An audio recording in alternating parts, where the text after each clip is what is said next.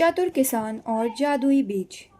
आज मैं आपको सुनाने जा रही हूँ एक ऐसे किसान की कहानी जो ना केवल मेहनती था बल्कि बड़ा ही चतुर भी था। कहानी है एक छोटे से गांव हरियापुर की, जहाँ रहता था किसान रामू। रामू गरीब था, लेकिन उसका दिल बहुत बड़ा था।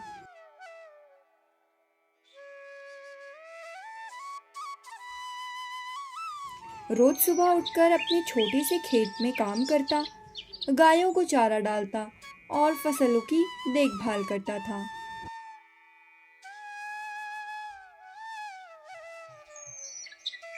लेकिन इस साल बारिश बहुत कम हुई थी और रामू की फसलें सूखने लगी थी। एक दिन रामू खेत में मायूस बैठा था कि तभी रास्ते से एक बूढ़ा साधु गुजरा। साधु ने पूछा, बेटा, क्यों उदास हो? रामू ने कहा, बाबा, इस बार बारिश नहीं हुई और मेरी सारी फसलें बर्बाद हो गई हैं। साधु मुस्कुराया और अपनी झोली से एक छोटा सा बीज निकाला। बेटा, यह लो, यह जादुई बीज है।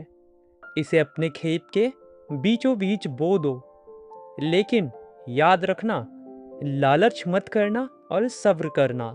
रामू ने साधु का धन्यवाद किया और बीज को बो दिया।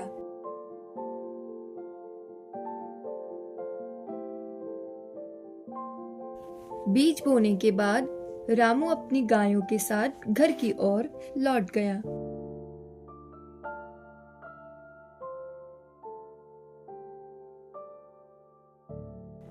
अगले दिन जब रामू खेत गया तो देखता है कि जहां बीज बोया था वहां एक छोटा पौधा निकल आया है। रामू रोज उस पौधे की सेवा करता, पानी देता, धूप से बचाता और प्यार से बैठ के घंटों भर उस पौधे से बातें किया करता था। सिर्फ एक हफ्ते में वह पौधा पेड़ बन गया और क्या देखता है रामू? उस पेड़ पर आम, सेब, केले, अंगूर सब तरह के फल लगे थे। ऐसा पेड़ ना पहले कभी किसी ने देखा था। रामू खुशी से झूम उठा, लेकिन उसने लालच नहीं किया। उसने गांव वालों को बुलाया और कहा, आओ भाइयों बहनों, इस पेड़ के फल सबके लिए हैं। गांव वाले पहले तो चौंके कि यह पेड़ एक हफ्ते में इतना बड़ा कैसे हो गया, लेकिन फिर सभी ने मिलकर फल तोड़े और बांट लिए। सब बहुत खुश हुए और फल लेकर घर को चल दिए। लेकिन बच्चों, यहाँ कहानी खत्म नहीं होती है। गांव का लाला, जो बड़ा ही लालची था, उसने सोचा, अगर रामू के पास एक पेड़ है तो मेरे पास ऐसे 100 होंगे। वो चुपके से रात को खेत में गया और पेड़ से कुछ बीज चुरा लाया। अगली सुबह उसने अपने खेत में वो बीज बो दिए।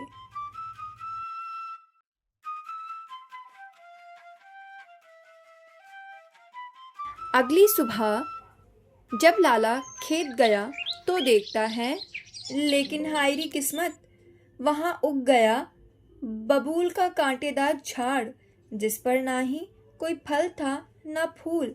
लाला को गुस्सा आया। उसने उस पेड़ में लात मारी, उल्टा लाला को कांटे चुभे और वो जमीन पर गिर गया। बच्चों, यह जादुई बीज केवल उसी के लिए था जो मेहनती, ईमानदार और सब्र वाला हो। रामू का पेड़ अब गांव की शान बन गया और रामू वह खुद गांव के सबसे प्रिय किसान में से। तो बच्चों, इस कहानी से हमें यह सीख मिलती है, ईमानदारी, मेहनत और सब्र यही असली जादू होता है। तो मिलते हैं हम एक नेक्स्ट वीडियो में। जब तक के लिए बाय बाय बच्चों।